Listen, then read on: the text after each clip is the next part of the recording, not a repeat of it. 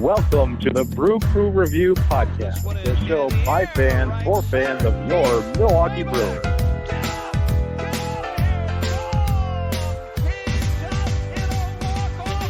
Okay, Brewer fans, welcome to the Brew Crew Review Podcast. It's our 150th episode, and on today's podcast, we've got action-packed here for you. We're going to be giving our 2022 season preview with our division predictions, our predictions for wild cards and World Series. We're going to be doing all the predictions for Brewers awards and stuff like that. Also talk a little bit about the latest transactions with our catching situation. So joining me today is Scott and Vince. How you guys doing? Doing awesome, Craig. Hey, Scotty, is Chad on tonight? I know this is one of our big season episodes. I assume he would not miss this show. Is Chad on here? He is not on today, but I think he said something about how he was gonna tell what's his name, Pedro Severino, and he was gonna have to give him a speech about how not to do drugs. All right, fair enough. I assume that Chad, maybe if he's not on, he's staking out a spot in the tailgate lots at AmFam Field. He may not know that the opening day is actually at Wrigley tomorrow, not in Milwaukee.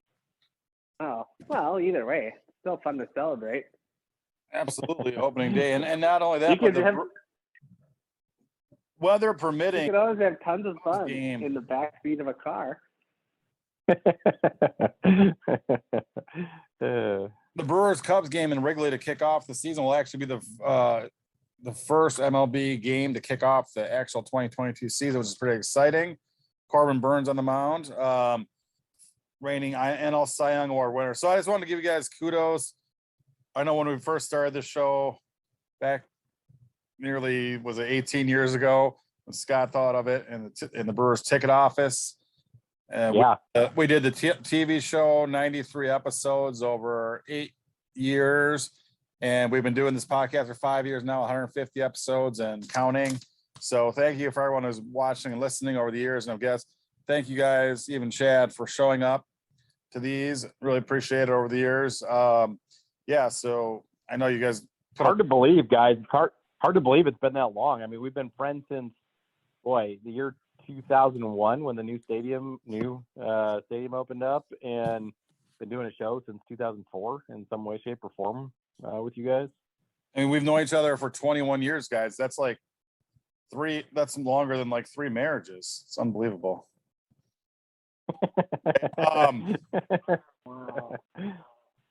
Wow. All right. Well, anyway, so we're going to talk about the 2022 Brewers. Obviously, we're all fired up. The fact that the lockout ended, the 2022 season is going to happen in its entirety. There's going to be slightly expanded playoffs with 12 teams making the playoffs, 6 from each league, which I think improves the Brewers' chances, of course, of getting in. But I really think this is a very exciting year. I think the stars are aligned for us to really go, not only make the playoffs, but go deep in the playoffs. And I just cannot be more excited to start this year. So I guess we'll start off by talking a little bit about, what are your expectations for 2022? Obviously, the Brewers have made playoffs for 4 consecutive seasons. And what are kind of the biggest X factors if the Brewers are going to make a run to their first World Series? And I guess it'd be 40 years now. What would be the biggest things that would have to happen? What are the biggest X factors in your opinions? I mean, we're going to need to see Christian Yelich become Christian Yelich again, I think. The talent level is still obviously what it is. He's a former National League MVP. It's just, is he able to put it all together again? He's had he had a bad 2020, he had a bad 2021. So we're a couple years removed now from, seeing Christian Yelich at his peak performance levels. So to me, the X factors on the team revolve around, 3 things: Christian Yelich, Kestenhira, and whether or not we're going to have enough offense generally. So those 3 things are the biggest topics to me. I think our starting rotation is outstanding. Our bullpen is outstanding. I think we've got some strength up and down the lineup. I like our depth more this year than other years in the past. And as we've talked about in other episodes, I don't think that we've lost anything from last year. You know, the loss of Garcia is replaced by the addition of Renfroe. That kind of evens itself out. So I don't think we've lost anything. I think that Mccutchen is going to be better than Bradley Jr. was last year. So I do think that we're better. We've got a little bit more depth, but it's just going to be a question of, you know, what can we get out of Christian Yelich and Kestenhira, to me. Scott, your thoughts? I think it's going to be, I think one of the big factors is going to be our two hitting coaches. Hopefully between the two of them, they're going to be able to figure something out. Because it seemed like last year, almost every one of our hitters statistically took a step back. I mean, aside from like maybe Narvaez and Garcia, and I'm sure I'm missing one or two, but like for the most part, by and large, our offense was pretty bad, and it was worse than we thought it was going to be, at least in my opinion. But I think that really is going to see if there's any like major fundamental changes in our approaches to hitting, see kind of what happens there. Hopefully we have a lot of good young players, so hopefully these guys are going to be able to step up and especially like Urias, Adames, Tyrone Taylor. Like we got some good young guys here, but then we also need hopefully, Mccutchen and Kane will be able to, hold off Father Time for another year or two and keep playing like kids because they're fun to watch. So overall, there's just a lot that's going to have to happen. But what an exciting time to be a Brewer fan. I mean, seriously, if you'd even told me 4 years ago that we would we'd make the playoffs 4 years in a row, I'd be like, no way, not a chance. So it's a really exciting time. I mean, especially for a lot of our maybe younger listeners might be a little spoiled on 4 years of winning or 4 years of making the playoffs in a row. That's kind of exciting. But like the people our age and above are kind of like, oh man, if you remember the lean years, that was 46 years of our franchise. Like, yeah, I mean, come on. We all watched Jamie McAndrew and Ron Reitnauer and Brian Givens take the mound and, lead Brewers starting rotations in the 90s. So, yeah, we deserve something, for a long time running with the Brewers. So I'm hopeful this year too, Scott. I think, I think it could happen. I think that there's, again, some questions on offense, but I like your take on that. Yeah, you guys have some great points. I'll throw in my X factors. Very similar, obviously. Christian Yelich is probably not going to have to return to his MVP level form, but I think he needs to get back 80% of the way to those numbers and that capability. Kestenhira, I think, needs to bounce all the way back to be a regular contributing bat in this offense that sees lots of at-bats. So I agree with those points Vince made. The other thing I'm going to add to what you guys have said is also I think we really need to have the luck and good fortune on our side to stay healthy, especially on the pitching side, in my opinion, throughout the entire season. I feel that we've been fairly lucky over the last few years with that overall. And I mean, I think that really needs to continue because that could be an X factor that could possibly torpedo. And so I think that's really important. I mean, I remember back to 2008 when the Brewers won that wild card championship that we all cherish so well that we even have a banner hanging at AmFam Field for it. But I do remember we went into the playoffs even with CC. We weren't fully healthy. I mean, Giovanni had just come back from injury, and I think Ben Sheets was out. Sheets was not even on the postseason roster, Craig. Yeah.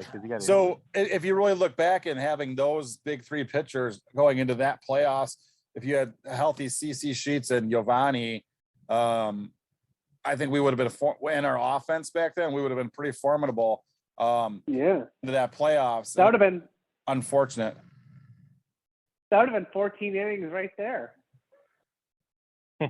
Craig, not only do we hang a 2008 wild card championship banner, though, we've also got one up for 2020's second wild card championship banner. Just for the record. Well,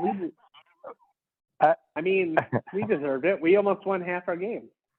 Oh yeah, it was great. And but Craig, to your point, I agree with you. for the most part, but I will also say that this Brewers rotation, boy, I don't want to jinx anything. This Brewers rotation, though, has more depth, though, than any rotation that I can remember in franchise history. And that's even going back and, looking at teams that I wasn't even alive to see in person, but even just studying the Brewers as a franchise, pitching has not been our strong suit. And this rotation has more depth. I think that when you get into it, our 6th and 7th starters probably would have been if you had a guy like Aaron Ashby on the 2001 Brewers, where in the rotation do you think he would be? Close to number one, and that's actually right, Vince. Yeah, I mean, was Jeff D'Amico our ace back then? I mean, he would have been in the top 2 or 3 starters for sure.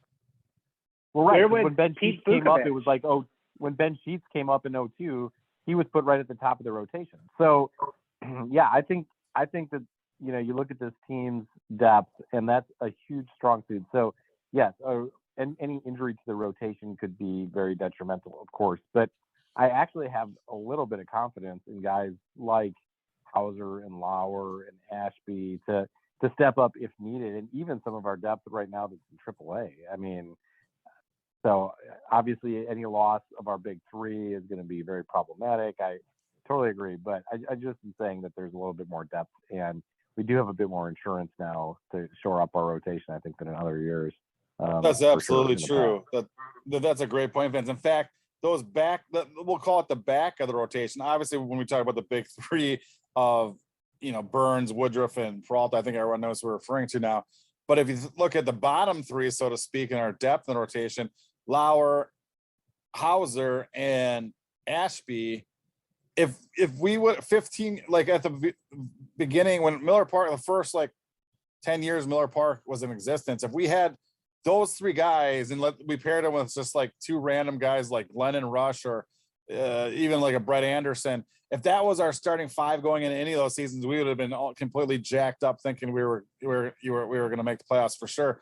But the fact that those back of our rotation, those 3 young, really quality starting pitchers are at the back end of our rotation, really speaks to the unbelievable depth that Milwaukee Brewer fans have never seen in any of our lifetimes, because the 50 plus years that this franchise existed, it just never was. Even our World Series team back in '82 did not have anywhere near this good of starting pitching. It just was not the case, in my opinion. Dude, Glennon Rush was like our second starter that year. Yeah, it's sad. That's what I'm saying. We would have put that.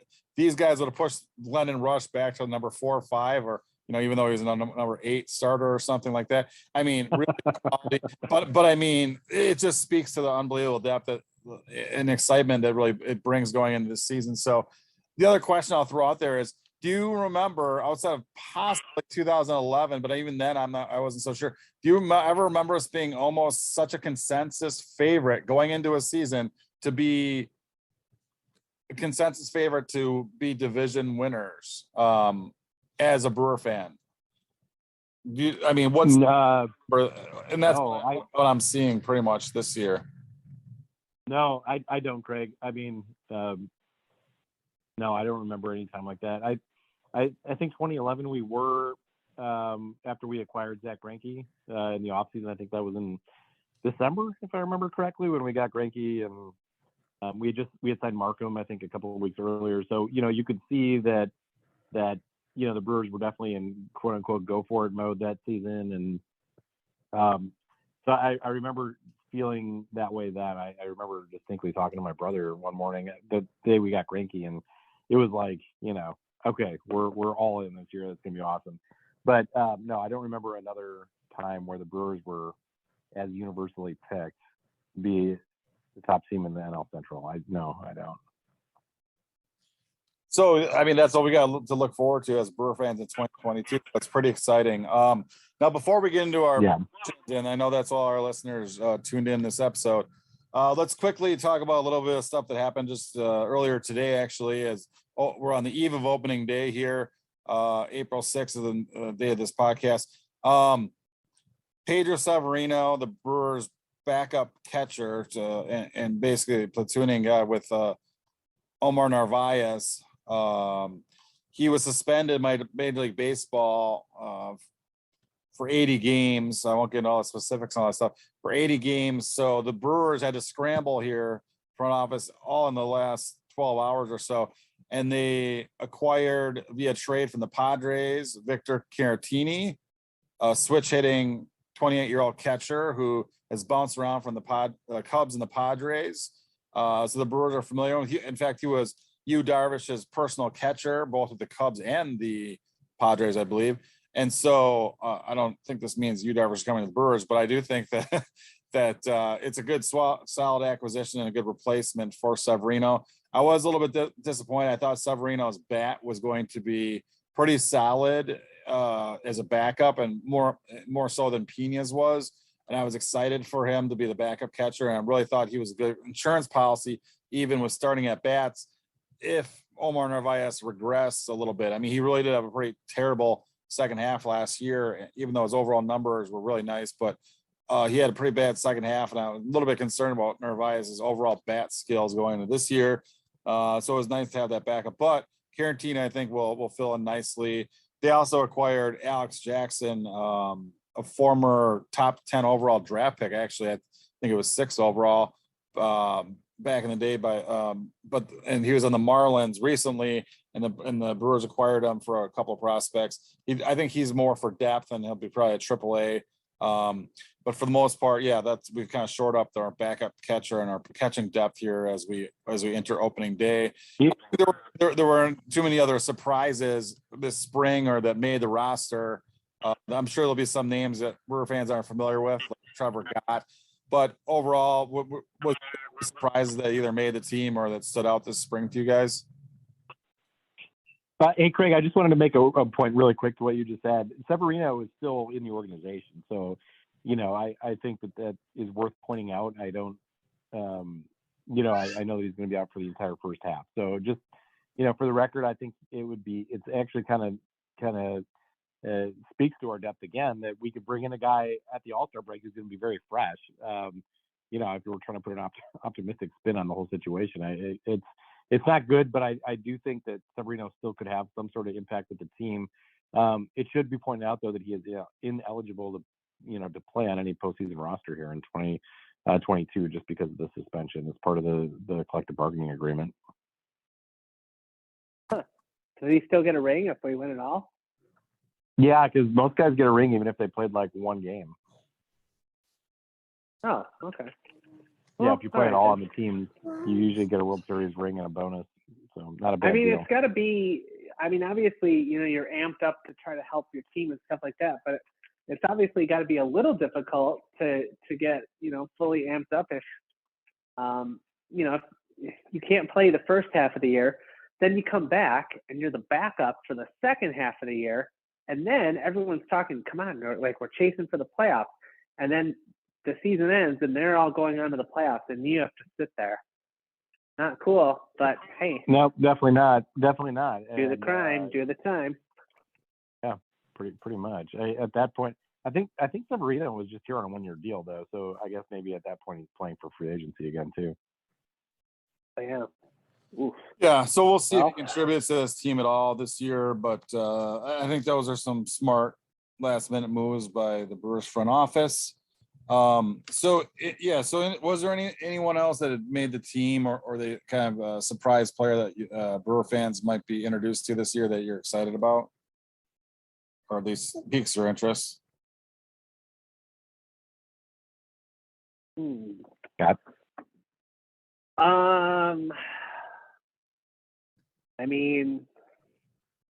Short answer, no.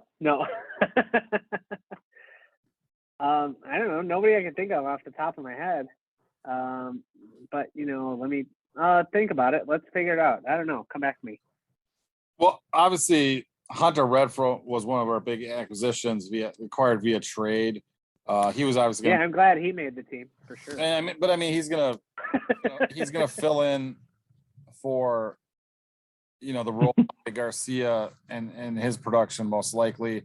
But people are expecting that him moving from to Miller Park, that maybe he could tap into even more power than he's had, and he showed quite a bit of power in the last couple of years. that, he could have a little bit more upside to him, possibly. But with that being said, I think there's also a little bit more downside that's possible as well with him. So I think he's kind of a wild card for the most part. Yeah, Craig. I mean, to answer your question, Craig, I was not surprised by pretty much anybody on this roster. Maybe Trevor Gott. I know technically we still have until 11 a.m. tomorrow to see what the final roster is. So you never know. I mean, the Brewers did make 2 trades just today, so maybe we'll still be surprised. But I guess my biggest surprise was the Severino news, this week, that he was going to be suspended and, missing the first half of the year. So that was, to me, the biggest shock, not anything else with the roster construction itself. Yeah, I mean, Gott was a nice story, but that was really, it's really the only one I can think of off the top of my head. Even that, I didn't think that. and the other guy that we acquired within the last week, Jose Urena, I think is going to serve as kind of like the swingman and possible, even starting pitching depth. Obviously, we talked about the 6 starters that we have, and we're excited about the 6 young starters. But I think Jose Urena is another one that can be capable of that and can eat innings in long relief too. So again, usually people don't get too excited about long relievers, but I think that was a pretty quality add as well. So and again, great championship teams and teams that go deep in playoffs always have really nice depth. And I think that's one of the strengths of this front office is building not only versatility, but also depth throughout the roster, the 25 or 26 man roster, but also throughout the upper levels of the organization, which I think is key to good quality teams. Yeah. So, all right, well, let's get into our season predictions here, which I'm sure all listeners tuned in for. There's some exciting movement around baseball. Obviously, there's some really cool rookies that are going to be making their debuts. Spencer Torkelson made the team for the Tigers. We've got Julio Rodriguez making it for the Mariners. Bobby Witt Jr., former, obviously son of Bobby Witt, former MLB player, making it for the Royals. So a lot of excitement to start off 2022. Absolutely. But so I don't know. It's going to be a fun season, guys. I think all of us were in that position where we didn't know if the season was going to actually happen. 3 weeks ago, and I'm still just on cloud 9 that we're going to have baseball in a full season of it. Very, very excited. All right, so we're going to start with the AL East and our predictions on how we think that the divisions will shake out. And all the divisions obviously have 5 teams to them. So I don't know, Vince, you want to start us off with the AL East? I know that you're a fan of a few teams in this division. You want to start us off, and I don't know if you want to go from last place to first place or whatever way you pick, that's what we'll do too, to follow suit. So. Okay, so sounds good, guys. We'll do last to first. That's a little easier, actually. Unfortunately, the Baltimore Orioles will again finish in 5th place.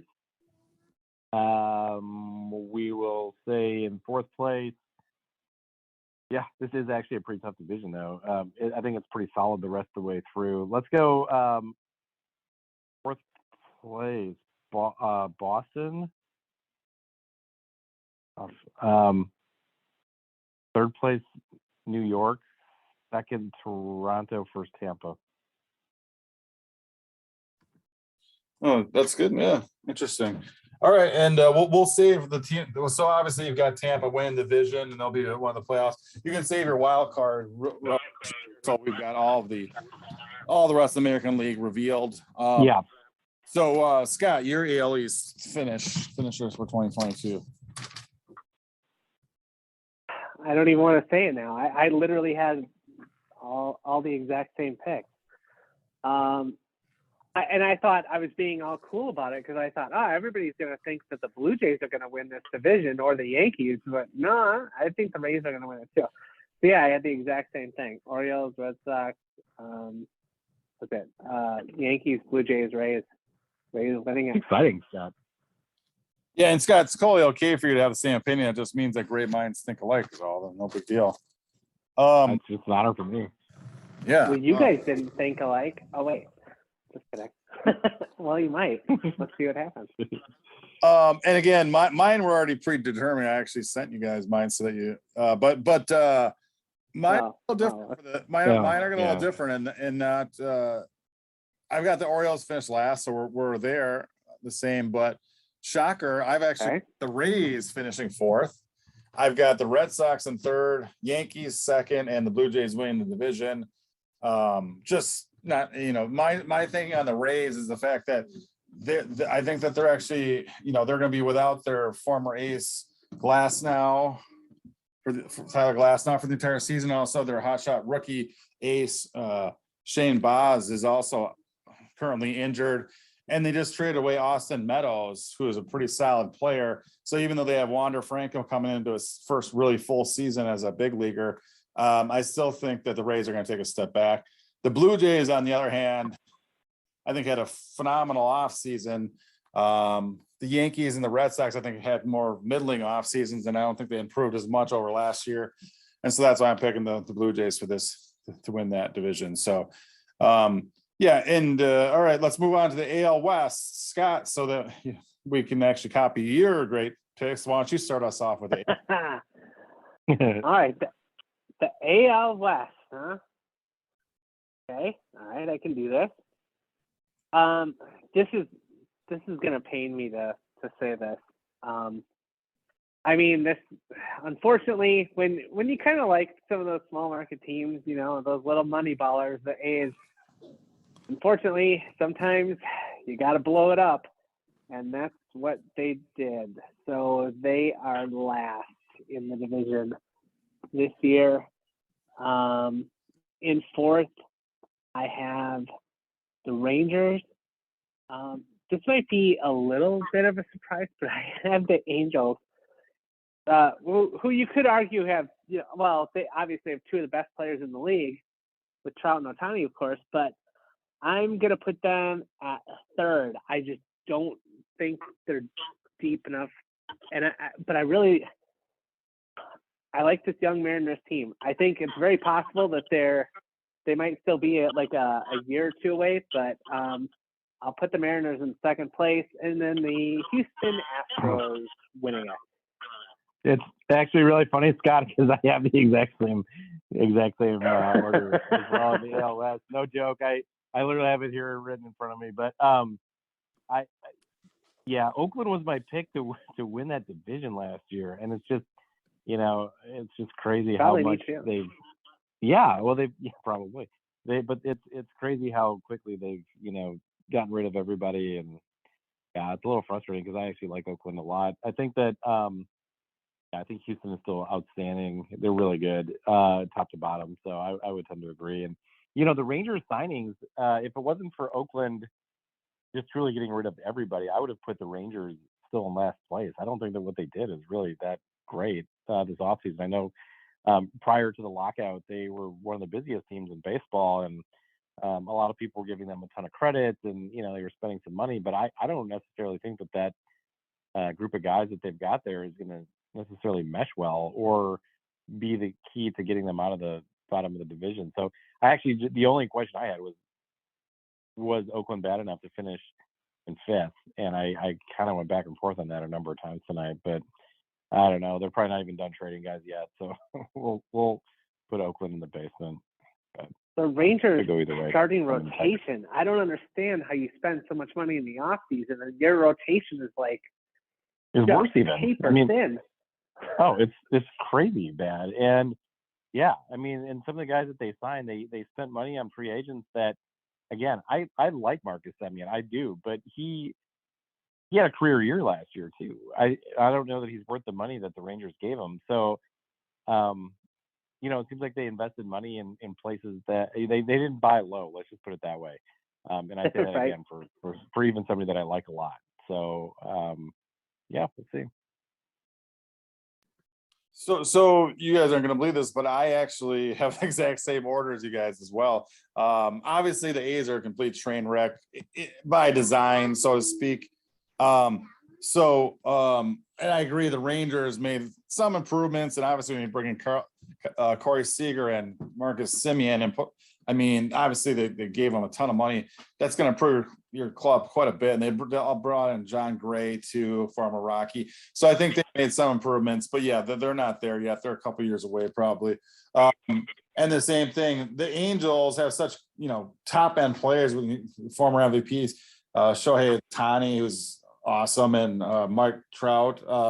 And also, so I mean, they've got some really top end guys, and but I think it's really, like you guys mentioned, the Mariners are going to be the team on the rise, so to speak. And I really they signed former AL Cy Young winner of just last year, Robbie Ray, to head that rotation, and they've got some nice young pitchers on the way. Matt Brash, I think, made the team as the 5th starter, and they've got George Kirby. And not only that, but if you speak to their their offense, I mean, they got Julio Rodriguez and coming as a rookie. Jared Kelnick got his feet wet last year.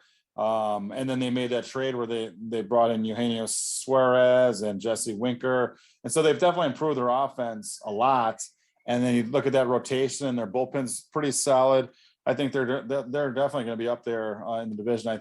So anyway, and then the Astros, like you said, still a great team from top to bottom. But I think that, there's some injury questions with the rotation starting the year. Verlander and McCullers are starting on the IL. And then you've got, the definitely huge loss of Carlos Correa. So, I mean, the Astros, I think they're definitely been knocked down a peg, so to speak. But I think they're still probably good enough to win that division. So, all right, let's move along to AL Central. Vince, we're back to you for this one to start us off. Okay, AL Central, last place we'll go with Kansas City. 4th place, I'm still going to go with Detroit. I know Detroit's definitely up and coming a little bit, but I still don't think that they're there yet. I think that they're going to need another year to really see some more improvement. So we're going to stay with them in 4th. We'll go Cleveland in 3rd. 2nd place will be Minnesota, and 1st pick will be the White Sox. All right. Seems like some pretty good picks there. Is it my turn, or should I? Scott, did you totally agree with me again? Come on. No, I said no matter what you picked, I was going to switch it up no matter what, but it turned out it's kind of okay because this sounds weird, but okay, I agree. I think the Royals, almost identical. I said that the Royals are going to finish last, and then I actually think that, I don't know, I just think that there's a real chance that Cleveland might be sellers. I don't think they're going to hang around, so I actually put them in 4th. They did just extend Ramirez, though, right? Ramirez. I think. Yeah, they extended him. They gave him a 4-year contract. Wish we would have got him in a Brewer uniform in this offseason, but I guess it wasn't meant to be. Yeah, so I have Cleveland 4th. Then I had Detroit 3rd. I do still have Minnesota as 2nd. Minnesota, what a year last year.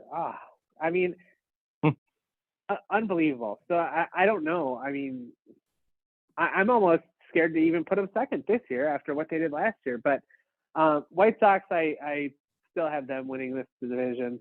I honestly think that even if Tony La Russa just made if he mismanaged that team anymore, it still wouldn't matter. And that's not even to say that the White Sox are that great. I mean, they're a very good team though, but the rest of that division is just looking up at them still. They're just not there yet. Yep. Yeah. I'll go over my order. I actually have the Indians finishing last. Obviously that was great news for their organization for signing home. Well, there's not even an Indians team, Craig. Oh, sorry, the Guardians. Yeah. Sorry to all of Craig, you. You really need to be more sensitive to people, and it's 2022. Yeah, 50% of our listeners are indigenous. Well, so I'll call them whatever, as long as they still have Chief Wahoo. Right? Somehow worse. Oh my. Oh year. I hate the Guardians logo. Little wings, stupid. Well, I'm putting them in last for a lot of reasons then, but mostly because they've had a pretty terrible offseason outside of that signing today. And they really, their offense is just pretty god awful still. Obviously they're good at developing pitching, but even that, they're last. Royals in fourth. I think they're again team with their arrow pointing up, so to speak. Same thing with the Tigers in third. They just added Austin Meadows, who I mentioned, and obviously that they've got some really nice young bats coming up and even some pitching. I think they're definitely one team very similar to the Mariners, where they're about to take flight, so to speak. And then I've got the Twins in second. They've had a really fascinating offseason this year, obviously shocking everyone by signing Carlos Correa. But not only that, but trading for guys like Sonny Gray. And yeah, I really think that they're going to be a pretty quality team. And then the White Sox, like you said, unfortunately they got La Russa and they just traded away Kimbrel. So I think their bullpen got worse, but their hitting is pretty phenomenal up and down the lineup. And overall, their starting pitching is pretty stacked too. So I think they're going to be class of that division. So all right, well, let's see, before we move on to the NL, why don't we recap each of our three division winners and add in who you think will be the three wild card recipients, so to speak, or winners for the AL teams this year. I guess I'll start off if you guys don't mind. So I just had the Blue Jays, Astros, and White Sox winning their divisions. And adding to them, I'm going to add in the Yankees, the Twins, and the Mariners as wild card teams.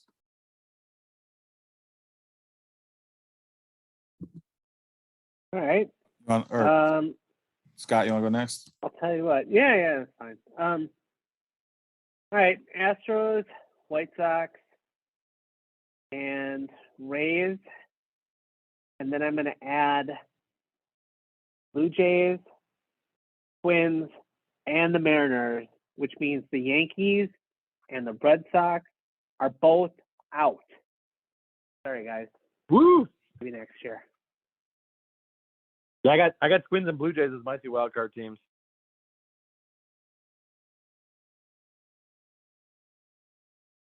Wait, how many wild card teams are there? 3. Can you tell me to pick 3? Yeah, there are 3. Twins, Blue Jays, and I don't know. Twins, Blue Jays, Yankees. Okay. Shabby. All right, let's move over to the NL. I know the Brewer fans are waiting us to get the NL Central. So let's start off with the NL East. Who's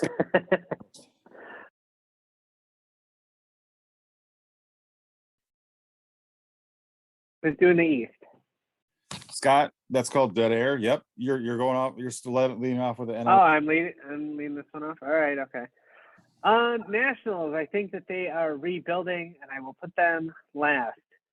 Marlins, I don't know, they're in a constant state of rebuild, but they are starting to amass quite the group of young prospects. But they're still a year or two away from making some real noise. And that's if they keep it all together this time. But yeah, I'll say Marlins fourth. I can't pick the Phillies any higher than third. Every time I think that it's a decent team, they finish third. So I'm just going to leave them like that. And now this is where it gets weird. I think that on paper, the Mets are the best team in this division. I will not pick the Mets to win this division until they actually do it. So it's not happening. Like, I'm picking them second, and I'm going to have the Braves winning that division. Nice, Scotty. That's great. I'm with you on the Braves winning, but let's start from the bottom. I'll go with the Marlins at the bottom, then the Nationals, then the Mets, then Philly, and then Atlanta. That is interesting. Yeah. So I'm also going to have the Braves win this division just out of respect for what they did last year. But I think mine are the same as Scott. I've got Nationals, Marlins, Phillies, Mets, and then Braves. The Mets obviously are spending oodles and buckets full of money. They really revamped their entire offense. I mean, Max Scherzer alone was like the prize of the offseason, so to speak, for the most part. I mean, they brought in Scherzer. If Scherzer and if DeGrom gets healthy, that'd be very formidable come playoff time. I think they're pretty tough. But with that being said, the Braves, even though they lost Freddie Freeman, they brought in Matt Olson, so that's kind of almost a wash in my opinion. They've got some good young pitchers still coming up, and I think that they can repeat, even though they're going to definitely be challenged. And like you guys said, the Phillies have really added to their offense, but I don't know that they still have the pitching up and down to be a playoff team or at least a division winner in this division. The Marlins, I think, really, I mean, their young pitching is pretty phenomenal, but I think that they still have years of growing pains to go through. So I think they're still a couple years away, but they're definitely putting the pieces in place to become contenders soon. So that's a pretty exciting division, and I think it's one of the toughest divisions, obviously, in the NL. So let's move on all the way over to the NL West now. Vince, I think you're starting us off on the NL West. Okay, NL West, last place, Colorado. I can't believe that Chris Bryant signed there for that many years, but whatever. Sorry, Craig. Arizona's fourth to me. I'm gonna go with this is where it gets a little tougher. I'm gonna go with the Giants for third, Padres second, Dodgers first. I think the Giants deserve a little bit more respect for what they did last year, and I don't think that the Padres necessarily are as good as people think that they are, but I do think that they've got really good pitching, and I think they can compete, with just about everybody else besides the Dodgers. So yeah, we'll go with the order I just said. Scott. All right. I'm gonna put. Sorry, Craig. I'm going to put the Diamondbacks last, and then the Rockies fourth. And now here's where it gets weird because, okay, spoiler, I think the Dodgers are going to win that division. Probably everyone in the world picked them for that. But now you have to kind of pick. I'm battling second and third between the Padres and the Giants. And I think my new thing is when I'm not sure, when I see two good teams on paper, I'm going to pick the better organization, and that's the Giants by a lot. That is the Giants. And so that is definitely the Giants. I am going to pick the Giants second and the Padres third. Yeah, I don't know. The Padres aren't a bad team. They're a really good team, but bad year to be in that division. All right. I'll give this a shot. So for last place, I think I've got the Dodgers. I just don't like them. Yeah. Their manager's kind of Yeah. cocky. Don't like them. Saying that they're going to win it all or whatever. Whatever, man. No, actually, I do have the Diamondbacks. I guess I misread that. I knew it started with a D, but it was actually I got the Diamondbacks in the last two. Unfortunately, they're definitely in full rebuild. Then I got Rockies fourth.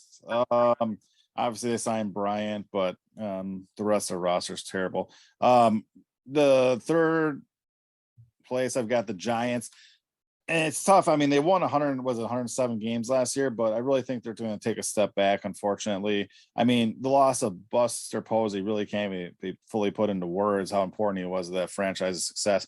So I think that's one of the biggest factors. But in a lot of other ways, they lost some of our key guys. So I'll say third for them. Padres are second. I mean, they seem to have like a really high ceiling and a really low floor, if that makes any sense. I mean, they could literally finish fourth or first. I mean, they're really just a wild card. They have I just don't know if their GM knows how to put together a roster. It's like they're trying for the best guys and whiffing, and they're saddled with Hosmer's contract, been trying to trade him for years. And I don't know. It seems like they're an ever evolving roster that's never going to get it right. So, but I think if they do, they could finish second in this division.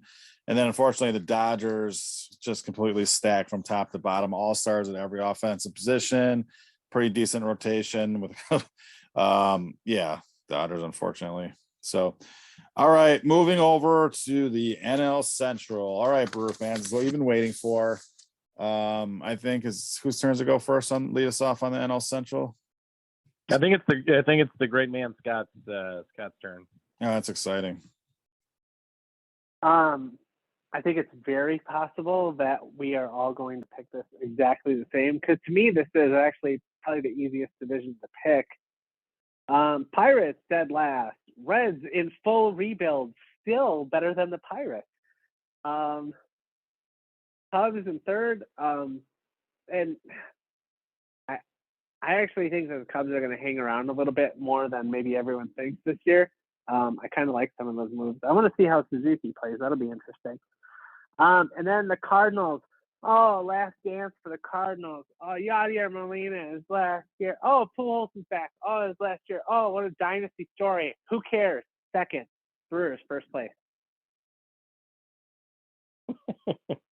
Yeah, that's the same order I've got. Anything to point out, Vince, for as far as your selection? I mean, that's obviously pretty. I mean, I don't say, the whole diatribe in Scott's head is not the exact same regarding Yadier Molina, who I also dislike, but I didn't think of all the dialogue in my head like Scott did. I do think that the Cubs are kind of weird. They had such a bad year last year. They traded, all their star players, and yet, they're still spending money this offseason. I still like Marcus Stroman. It's going to be hard for me to see him in that uniform because he's one of my favorite pitchers in baseball. But yeah, I mean, I only give them third place yet because the Reds have done just about everything to tear down the kind of momentum that they had been building, 3 or 4 seasons ago when they were, signing guys and making trades that seemed to improve their team rather than make them worse. The Pirates just, they can't seem to put together. It's been, 10 years since they've had guys like Russell Martin around, Craig, who I know you really like, to play on a competitive Pirates team. So no, it's just kind of a weird division, kind of status quo, I think, this year. Yeah, no, I mean, Brewers first place, status quo. You guys sound down. I love it. You both picked I the Brewers love to it. win the division. So, okay, well, my order is actually slightly different. It's probably the only one. I've got Pirates. Sorry, Pirate fans, but yeah, last. I mean, they need some help there still, big time.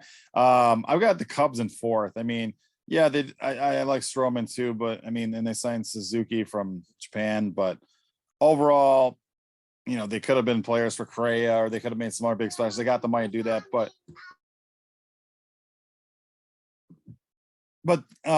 they didn't. So I mean, the Reds are in stripped down mode, but I think they have some nice young pitchers. I mean, who's not excited about Hunter Green making the opening day roster?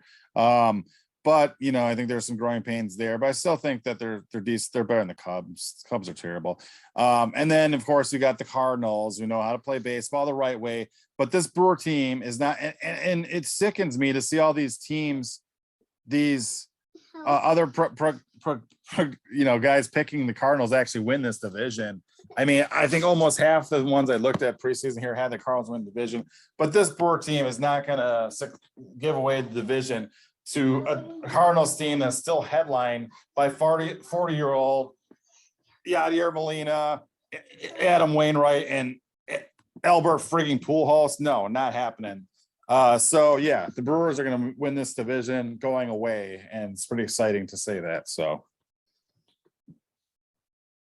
yeah, get him out of here. Go in the Social Security line or whatever. Brewers have postseason to worry about. They don't have time for these dumb Cinderella stories. Exactly. So, all right. Well, let's go over our recap our NL Central, or I'm sorry, our NL division winners, and then go ahead and reveal your 3 wild card teams. So the NL, Scott us off. Such a great man. Okay. Okay, so my teams were Braves, Brewers, and Dodgers. And I'm going to say that the Mets make the playoffs. I'm going to say that the Giants make the playoffs and the Padres make the playoffs and the Cardinals don't.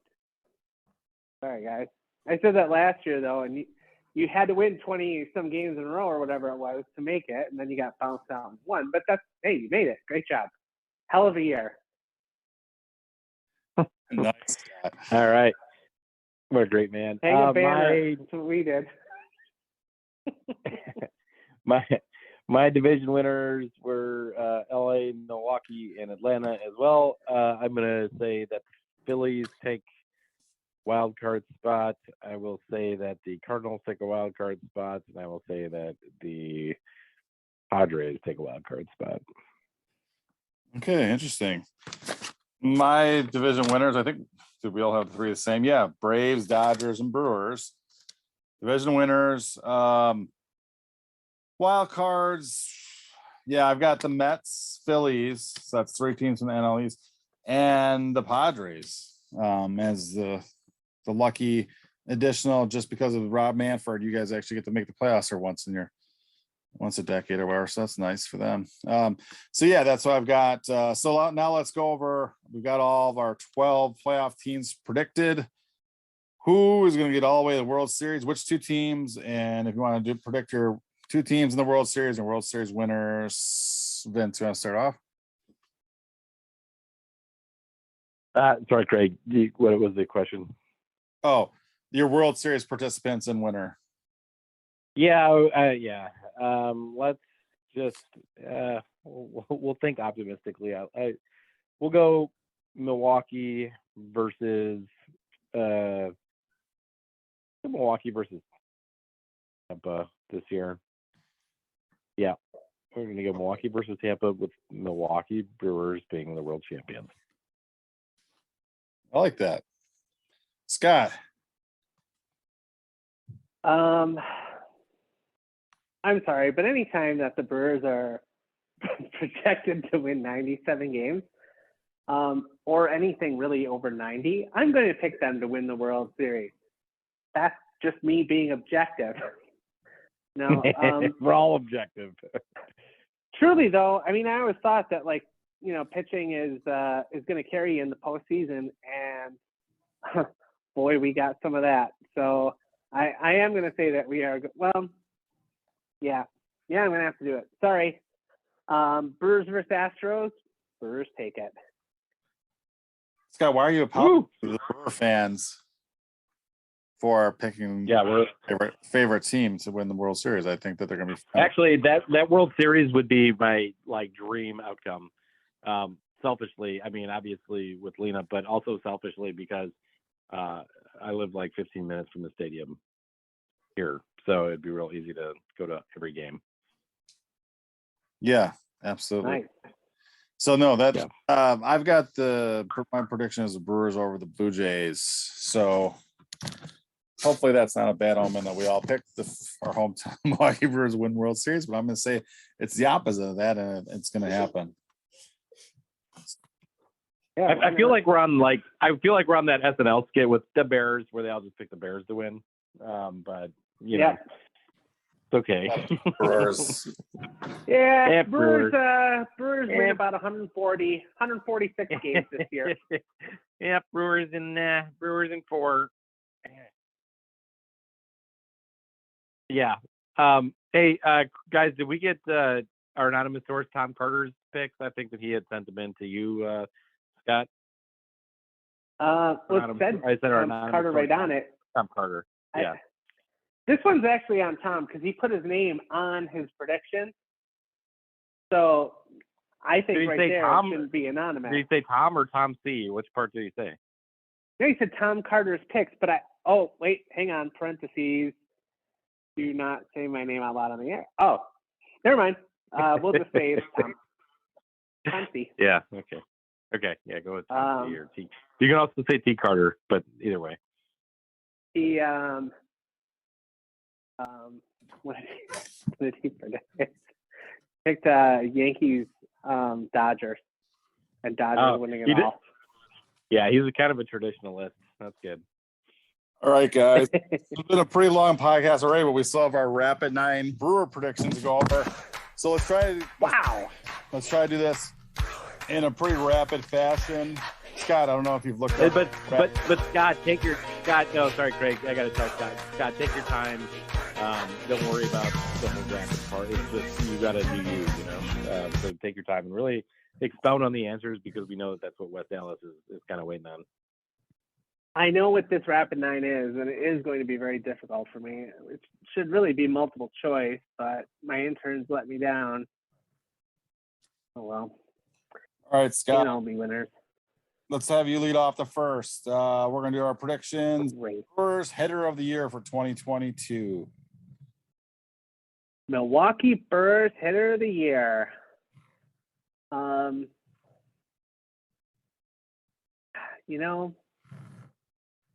I picked Urias in fantasy, as you know, Craig, because I really reached for him too, and I thought that he was going to have an amazing year, and now he's hurt, and he's going to miss the first couple weeks of the year.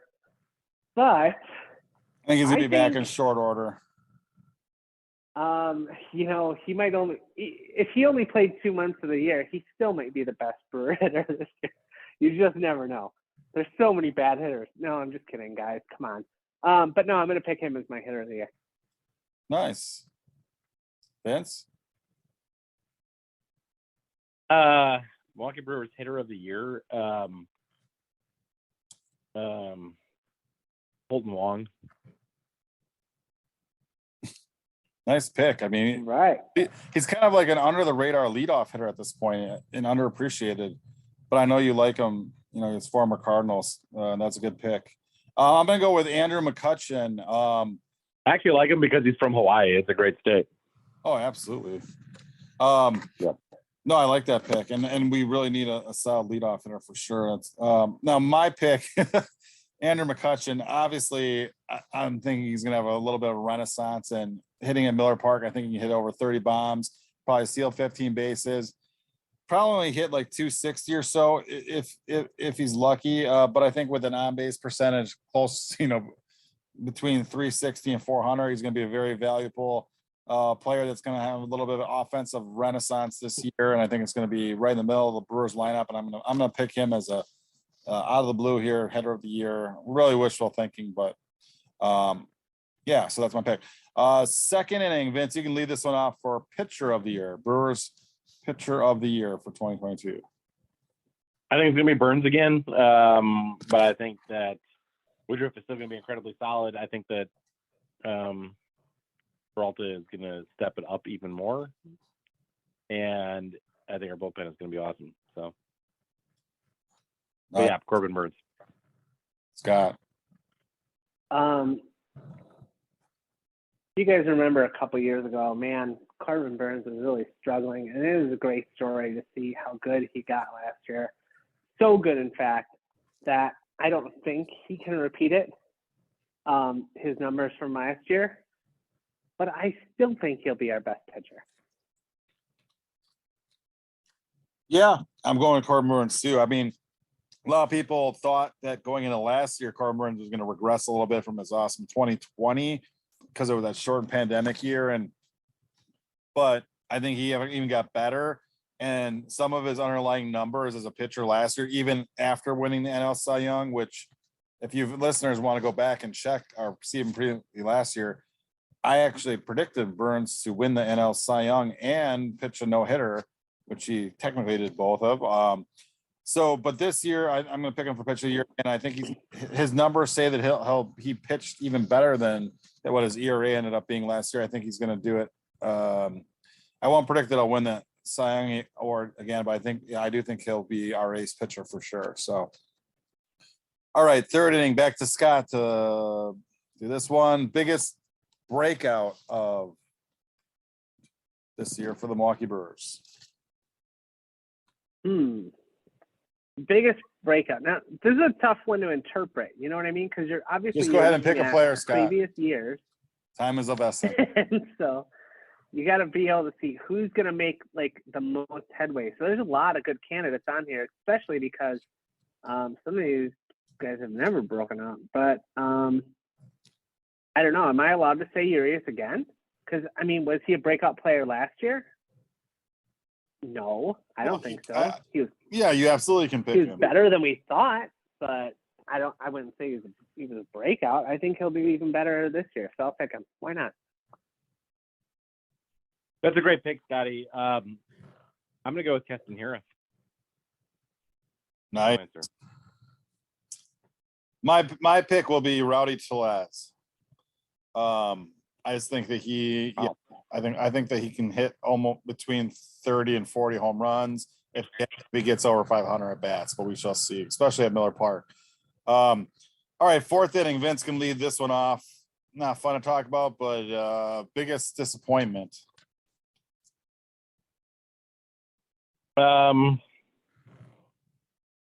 Biggest disappointment, Adames. That's solid. Yeah, I think it's just gonna be very hard for Adames to kind of replicate what he did last year. He was really solid for us. Obviously, he's more than solid when he came over from Tampa in that trade in May and won the team's MVP award last season. And I think that he's a good player. I just think that his track record is not necessarily going to have him at the same level as what Brewer fans may expect from that performance. So I think that he's going to be kind of the biggest disappointment. I really, really hope I'm wrong, though, because I really like him on a personal level. Well, for some reason, last year in our prediction show, none of us picked Adames as the hitter of the year, but he ended up being one. Yeah. Or so, but I mean, yeah, I do agree with you. I think he'll regress. He wasn't on the team yet. Scott, your pick? Yep. This is such an easy pick for me. What was it? Biggest disappointment? Yeah. Pedro Severino. good pick. You nailed it, Scott. Yeah. Nice. Thanks, Scotty. Mine's in that same vein. My pick is Omar Narvaez. And I mean, Yeah. if he has to handle a fuller workload, I think it's going to drive his overall offensive numbers down, unfortunately. So let's hope that our backups that we acquired are adequate to fill in for Severino's shoes while he's suspended at least. But yeah, mine's Narvaez. So, all right, fifth inning. I think we're back to Scott leading off. Unsung hero. This is a great one because with the team with as much depth as we have, very possible I said it last year, but I'll say it again this year. Jase Peterson. He plays everywhere. He could fill in anywhere for any injury. He has puts together some real quality at bats. Great guy. I call him the on Jase machine. Yeah, Love him. I love Jase. Just to be a little bit different, I'm gonna go with a combo: Adrian Hauser, Eric Lauer. I just think that the depth they had to the back end of our rotation, like we talked about earlier, is huge. So I'm gonna go with those guys. The front three are gonna get all the press, all the attention, but they're gonna carry us through a number of games. Nice pick. I'm gonna go with Kestenhira. I mean, he could have fit in these other categories anywhere up and down this, I believe, but I'm gonna go with him because I think that we're going into 2022 and he doesn't even have a spot in the starting lineup. So I think what he showed this spring is that I think his bat is back, and that what we saw from the last year was a bit of a mirage. And I think that he's going to force his way into a lot of at bats of this team and really make a difference, and kind of be similar to that guy that we feel that we need to acquire to help this offense. I think he's going to come all the way back from the dead to near superstar status. So that's my unsung hero. Going over now to the sixth inning, and are we getting this one off? Who's the Brewers minor league player of the year? Cool. We're just gonna stay optimistic about Garrett Mitchell. I'm actually pretty bullish on Bryce Terang too. I don't know where he's going to play in the future, but I'm not going to pick him because I think he's going to come up and play in the big leagues this year at some point. Nice. Garrett Mitchell's a great pick. Scott? I'm gonna have to go with Joey Weimer. Nice. And yeah, I think he'll be good. I mean, he had quite the breakout last year, and I think people think that he has more potential in his bat. So yeah, I'm gonna go with. Well, I guess we're all going with the outfielders. I went with Sal Frelick, our number one pick this year. I think that he's got a pretty solid bat. So we'll see. All right, moving on to the seventh inning. This one's a bullpen surprise. Scott, start us off. bullpen surprise. I mean, you can just pick anyone that you think will be. I mean, obviously, probably Brad Boxberger would have been 2022 recipient of this award. No way, man. Boxberger, I knew was going to be solid. I was thinking Jake Cousins last year. He's seriously, man. He came out of nowhere and he was solid. Guy played. Oh yeah, absolutely. Before. Yeah. So is that? Oh, yeah, I wouldn't mind picking him honestly this year, Cousins. I don't know though. It's hard to say because sometimes you take people by surprise. They don't even have a scouting report on you hardly, and then you take the world by storm, and then they're like, hey, we gotta figure this guy out. So he might regress a little bit. But compared to what else is out there, I mean, I don't know. What do you want? Brett Suter and another flirt with another 20-win season? Yeah, Brett Suter would have qualified with his 12 wins last year too. The Raptor. No, I'll just pick Cousins. That's fine. I'm gonna say we don't know who it is yet. Stearns has a knack of acquiring guys like in May. Guys like Hunter Strickland last year who were acquired for like cash or nothing on the waiver wire from the Angels, who came in and was a guy that we really relied on for much of the year. I mean, not that they were huge acquisitions, but guys like Daniel Norris and John Curtis got a bit more recognition when we acquired them at the trade deadline and didn't do hardly anything. A guy like Strickland picked up off of waivers or for cash or whatever it was from the Angels. Yeah. To me, was totally underrated last year. So Strickland. I'll say we don't know. Yeah, I'll say we don't know who it is yet, and a nod to Devin Williams, hopefully coming back. Oh, nice. I sure hope so. Yeah, Devin Williams. I mean, I think he'll have a monster year. I'm gonna go with actually Jake Cousins too, just because I think his slider is fully legit, and I think that he's gonna stay back up in the bullpen. But just mentioning Brent Suter, I just really have this vision in my head when the Brewers win the World Series this year or next. Brent Suter is going to be part of this team because I just couldn't visualize him and Bob Uecker being in that locker room together, spraying champagne, being on each other with Craig Counsell somewhere in the background smiling. So anyway, that's I'm gonna go with Jake Cousins too. So now let's go to the 8th inning, and Vince, I think we're back to you leading off. Brewers win total for 97. Ooh, nice. Scott? Although my buddy Vikram says that it's going to be 159. So I don't know. Nice. I like that. It's slightly optimistic. Yeah. Yep. We have to go to at least 3 games this year, and you're guaranteed to win. Or no, 4 games. There you go.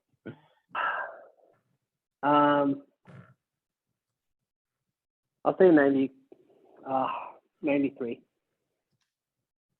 I got you guys split down the middle, 95. So, all right. And speaking of attending games, that's my 9th inning question.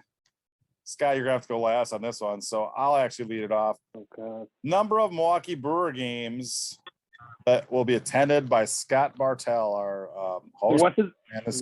This year, the over/under is 2, so you can pick. You don't have to say the number of games. You just have to say over or under. I will be under on two games attended. Vince? Oh, he's going to go to 0, way under. He's going to go to 0 games, and unless the Brewers end up playing in AAA against the Aviators for some reason, which I don't even know if you'd attend then, Scott. 0. 0. I would actually go under 2 for the next 3 seasons combined. Oh wow. Well, no, he's going to be at least. I think that he's going to be. Well, No, But he no, might there's attend no at road least trip. 2 World Series Nope. games. No, he will not. No road trips. No, I don't. No trips to Milwaukee. I don't see any of that happening. And just I might just play it under the guise of, well, I don't want to give MLB so much money after all the shenanigans they pulled this year. But in reality, even with that, I'd still take the under. just out of curiosity, how many did you attend last year, Scott? I know I was at one game with you. In fact, we both were. No, we were at 2 games. Oh, Brewer games, not just baseball games. Yeah. One We went game to one at game with you AmFam guys. Field. Yeah. I think Christian Yelich had hit his first home run at AmFam. Yeah, that was against Arizona. I weren't sure who you were going to cheer Scott, for, was that your but only yeah, we were Brewer there. game last year? No, I went with my brother and his wife and daughter, my niece, to her first Brewers game, and she was pretty pumped. We got some really nice seats, and it worked out really well. And actually, you know what? I had a little bit of a ticketing issue, and I am going to give a shout out to Kara in the Milwaukee Brewers season ticket office, who really helped fix things very, very quickly and helped make it a really great day for my little niece's first Brewer game. It worked out really well. So good times. Awesome. Right. Awesome memory, Scott. So you did attend 2 Brewer So thanks, Brewers. So that I guess I really picked a good number for the over-under, since that's what you hit on last year. But no, I honestly think that, Scott, you're going to move to Milwaukee, and not only will you attend more than 2 regular season Brewer games, you're actually going to end up attending more than 2 playoff games. I wanted to say, screw it. We'll just say you're going to attend at least 3 World Series games that include the Milwaukee Brewers this year. So that's what I'm going with. What in the world what would you possibly lead you to think that that's happening? I think Scott's going to have a good Milwaukee second half of 2022. Wow, that'd be First awesome. half of it's going to have a lot of Las Vegas and Kentucky involved, but beyond that, second half of 2022 is going to be all Milwaukee for Scott Bartel. All right, Wow. a little bit of Grafton sprinkled in probably too. So one last kind of bold prediction I want to throw out there. There's a place on Locust in Maryland, Scott. You should take a look at it. Yeah? Well, maybe I could rent an upper there. This next prediction I'm going to have is just for any of the bettors that tune in our podcast, just because of my amazing prediction last year. Unfortunately, I won't be picking Burns to win the Cy once again, or throw a no-hitter. But my bold prediction for this year, and you guys can go ahead and place your bets on this one, Craig Counsell will win 2022 NL Manager of the Year. Go ahead. Yeah, 100%.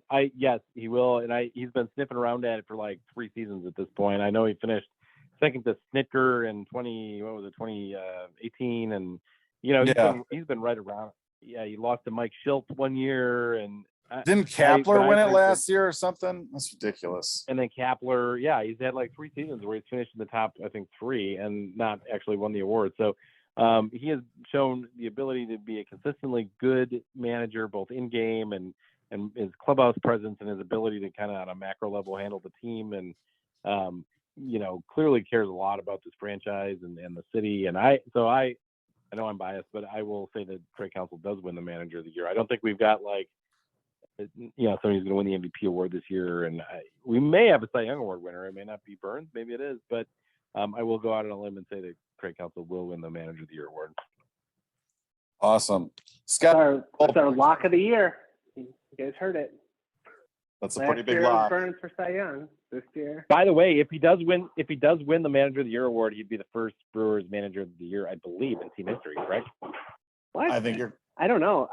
For some reason, I thought Troublehorn won it one year, but I don't know that. Maybe I'm wrong. Intern. Sure. Figure it out. Turns on that, Scott, because we're wrapping this up in like 1 minute. I gotta. Yeah. But yeah, I mean, I really want for Bud Selig, for Bob Uecker, for the late great Hank Aaron, for Brent Suter and for Tim Dillard and all the great brewers and former brewers. I really want the Brewers to bring home a World Series championship for the first time in their 50-plus year history. And I really feel, and I think we all, based off our predictions, we really feel that this is a year where we have a fabulous chance to do so. And it's going to be a great season. So hopefully you can get on out as many baseball games as you can, because this is going to be a historic championship season. And we're all here at the Brew Crew Absolutely, Reviews. guys. Absolutely. And Craig, I'll be giving you a ring at some point. We are going to fly up there next week still. So I will be up in town. Awesome. All right. We're going to be at opening day gone gone wild. We're going to be anyways, we're going to be at games in 3 cities that first week already. So we're pretty excited for the season to start. Really? That's awesome. Hey, one of my interns is not completely useless. None of Milwaukee's managers have ever won the Major League Baseball Manager of the Year award since its institution in 1983. However, the Sporting News did give Manager of the Year award to George Bamberger in 1978, and they gave it to Craig Counsell in 2017 and 2018, which just goes to show you that the Sporting News knows more about baseball than MLB.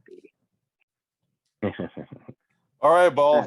That could be, though, 2 actual firsts for this year, a World Championship and the Manager of the Year. So look forward to that, Brewer fans. Place your bets. Oh, that'd be so awesome. I'd love to see him win Manager of the Year. Me too. Oh, and the World Series too.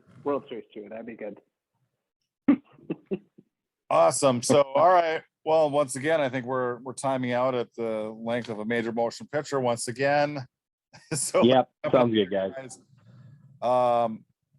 I do see that West Dallas has continued to stay classy. So don't even need to be saying that, but classy, West Dallas, Wisconsin, and remember to follow us on what are all the Twitter. Brew Crew Review 1 on Twitter, and then send your questions to Scott. I know he checks the email very religiously. Brew Crew Review Podcast with an S at gmail.com. Absolutely. Yeah, and if you could throw us a 5-star review, oh man, you would be a hero in our books. Let me tell you. And I don't use that word like loosely either. So really appreciate that if you could throw it out there. And you could vote multiple times if you have multiple emails, which everyone does. Like, whatever you got to do. And we appreciate it. It's really great. Honestly, since the season started, there's been a pretty good uptick on everything. We've had a lot of good listeners from all over the U.S., all over the world, but just more right here in Wisconsin, and of course the great city of West Dallas as well. So. Really thank you guys for all that. And we have made a promise as a Brew Crew Review to do 2 things: get Chad on the show this year, and also to do more podcasts than last season. So lots to look forward to this year. So remember to stay classy, Wisconsin, and go Brewers. Go Brewers, guys. Go Brewers. Do.